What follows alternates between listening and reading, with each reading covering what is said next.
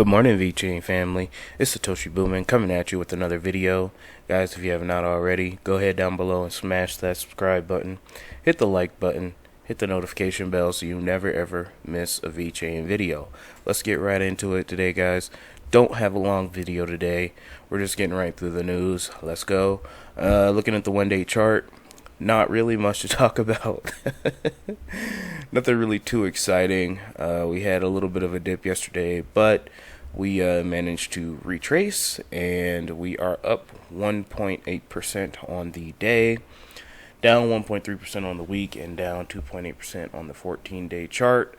As expected, not much really going on here, guys. There's a lot of things going on in the world that is preventing the Vechain pump from continuing. However, this is a perfect opportunity to fill up your bags and get more Vechain at a low price. Because one day we're going to be like, oh man, remember we could buy this at 0.008 cents? Remember that? So these are good times we're living in. I do expect further retracements due to the second wave, and the fact that the government's just not, they don't care about their citizens at all. Just gave them a $1,200 check, one-time payment, and half of America, half of the working American citizens can't work. Here's $1,200. Good luck. And so now we see more and more places shutting down again for the second time, which will do more damage to small businesses and create more and more permanent job loss. So we have a government that is incompetent in America, and that's just something that we're gonna have to deal with. It's something we're going to have to, roll with the punches on. So, like I say, every video, if you don't have the skills to pay the bills, you're going to get left behind. Learn code, learn how to fix a computer, learn how to fix a car, become unexpendable. We need to get skills that, not a whole lot of people have. That's the key, because if something like this happens again, who knows if the government's even going to give us anything. And we should not have to rely on the government for our survival anyway. So, with that being said, guys, hodl strong, fill up your bags, and let's ride this thing out. On to the news. Dow Maker on Twitter.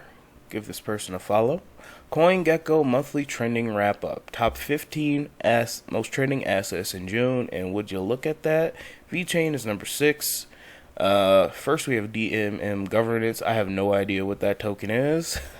Compound, Zilliqa, Bitcoin, and Ethereum. But number 6 is Vechain, right above Cardano, which is quite interesting. I didn't expect that. You got Chainlink, Ghost.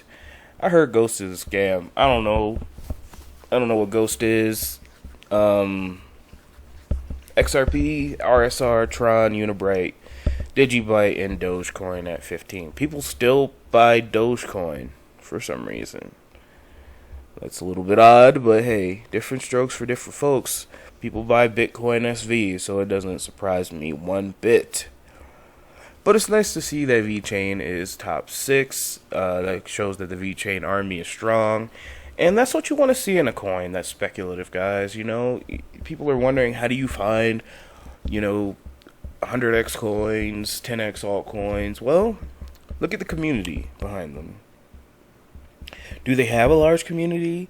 Does the foundation or whoever created the coin interact with community? If yes, then you have a good chance of it not being a scam or a Ponzi coin.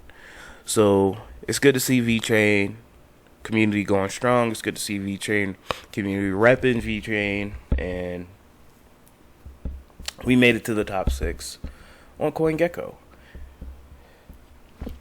I believe that CoinGecko is better than CoinMarketCap just because, you know, their menus are more navigable.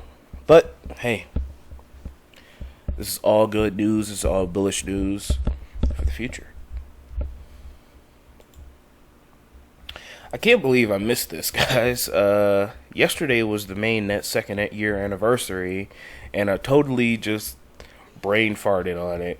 Happy birthday, Vechain. Happy birthday, Vechain Thor mainnet. Shout out to all the devs.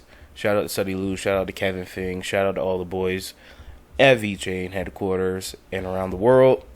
Shout out to the janitors at Vechain, the help desk people, the accounting people, finance people.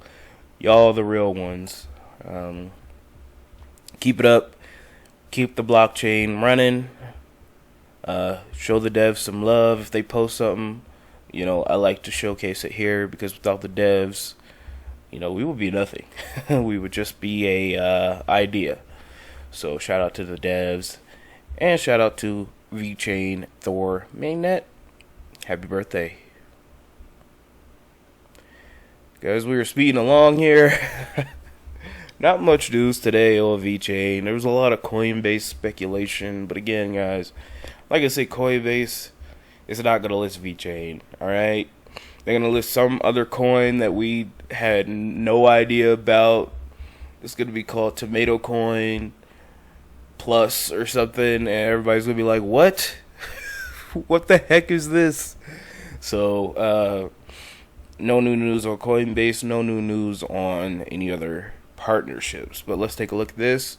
Real Items, a Vechain partner, they actually post and create non-fungible records on the Vechain blockchain.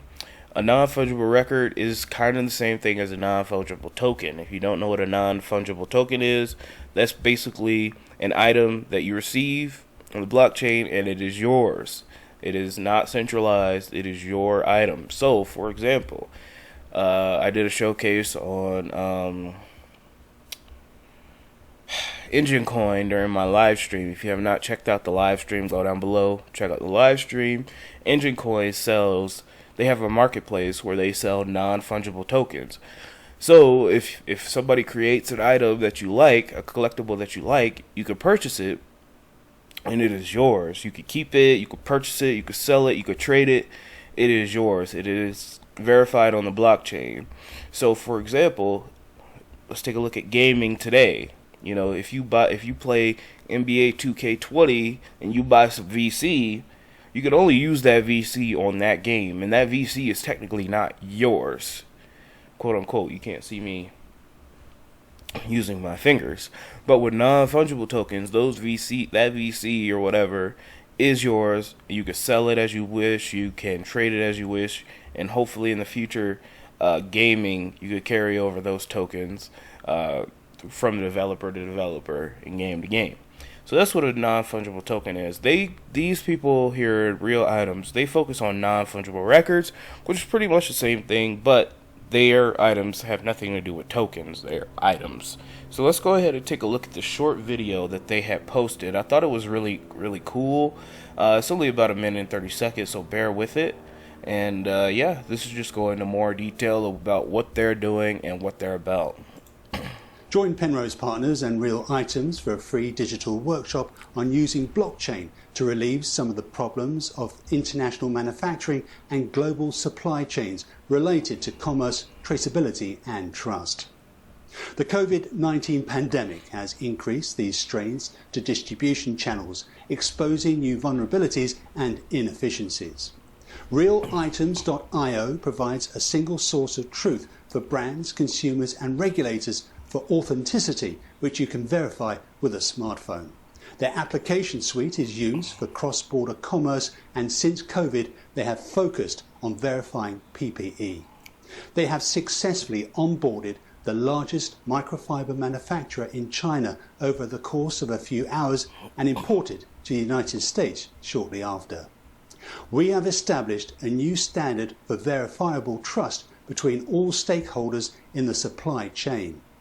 The free digital workshop will share their findings on how they applied the blockchain technology to solve the problems of authenticating medical masks in sourcing them to the US and Canada. All proceeds from this educational workshop will go directly to purchasing medical masks for donation to frontline healthcare workers. For more information and to order tickets, click the link. Alright guys, so they are putting on a educational workshop. You can invite your colleagues or tag a business who should attend. Learnings from the sourcing verified PPE and medical supplies during 19. So you can sign up for this link. I'll definitely put this in the description below. If you are interested, I'd highly recommend you join the workshop. I mean, if you have any interest in PPEs, traceability, sustainability and things like that, go ahead and sign up here at the link, and yeah, you will be supporting Real Items. They do a lot of great work. They actually do a lot of transactions on the blockchain. I've seen them pop up a time or two, so go ahead and give these guys some support here, and I'll actually go ahead and follow and retweet this.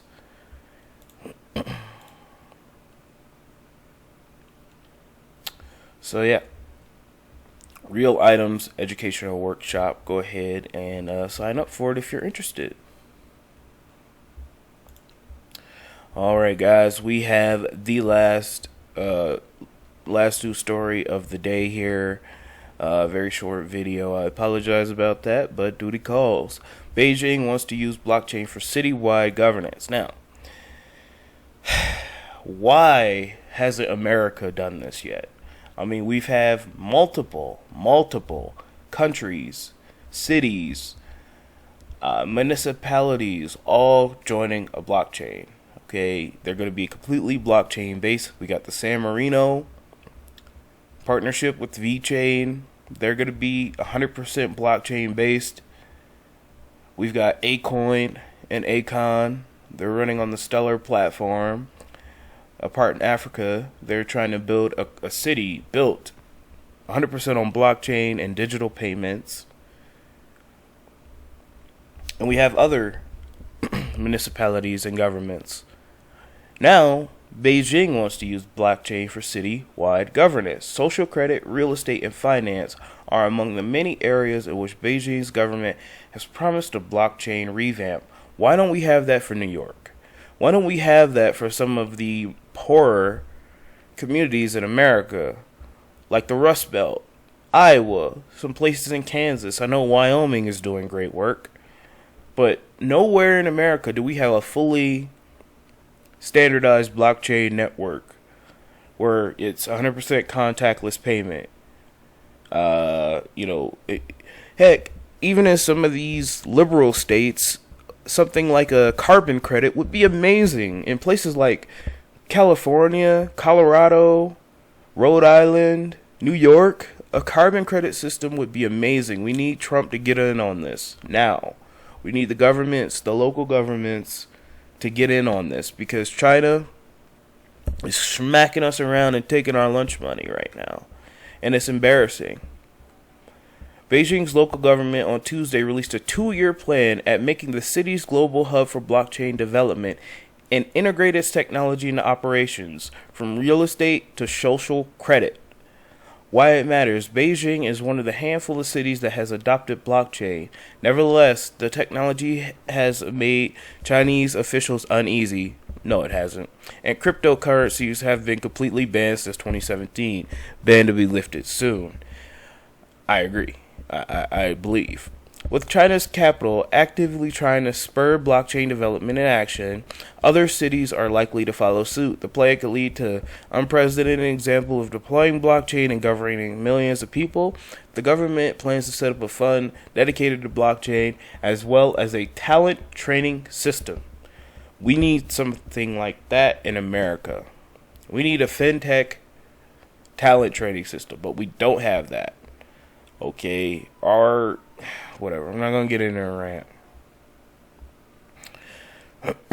The Beijing government wants to become an influential center for blockchain innovation, using the technology to promote social economic development by 2022. Beijing initially plans to build a unified identity and social credit platform. This will later serve as the basis for the blockchain-powered government services. It will help government keep track of people's businesses' social credit through better information sharing, monitoring, and evaluation. Second step, Beijing aims to deploy blockchain in various domains. These include real estate registration, a first in China, according to Beijing municipality property taxation rights, and electronic bills. The government sees use case in the domain of finance, specifically supply chain finance, asset securitization, and cross-border payments, and there are others down here. The training system will add updated blockchain-focused materials to the training of government staff. It will also encourage blockchain companies to set up their own training centers. So, yeah, they're going all in on this, guys. And like I keep saying, darn near every day when we have news about China investing so much money into Fintech, doing this with Fintech, doing that with blockchain, it really grinds my gears because America is literally dragging their feet. Dragging their feet. And I predicted about 10 years, that heck, China's already beat us in retail sales this year, and they're going to continue to do so. Even though they were the first with the 19 pandemic, they were the first affected with the 19 pandemic, and they blew us out of the water in retail sales. They already have better fintech infrastructure. Heck, even in Europe, they have better fintech infrastructure than we do. Go to your local store right now and try a contactless payment and see how well that works in America. I'll wait. It's actually pretty trash. So we need to completely revamp our system lest we get left behind. I mean, heck, London is even more advanced than us. The UK.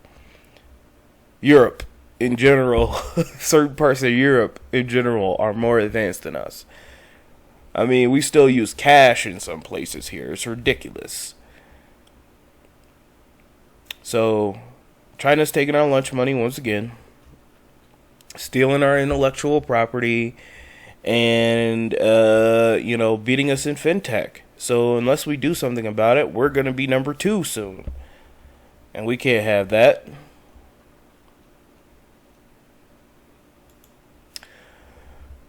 Alright guys, 1,408 days, 10 hours, and 27 minutes to the next Bitcoin block halving. If you're still with me, thank you so much. Shout out to Affiliate Gang. Thank you for clicking those affiliate links. I am an affiliate for Amazon. So if you click the link and you buy something, anything on Amazon, I get a small commission. So thank you. No extra cost to you. Shout out to Patreon Gang.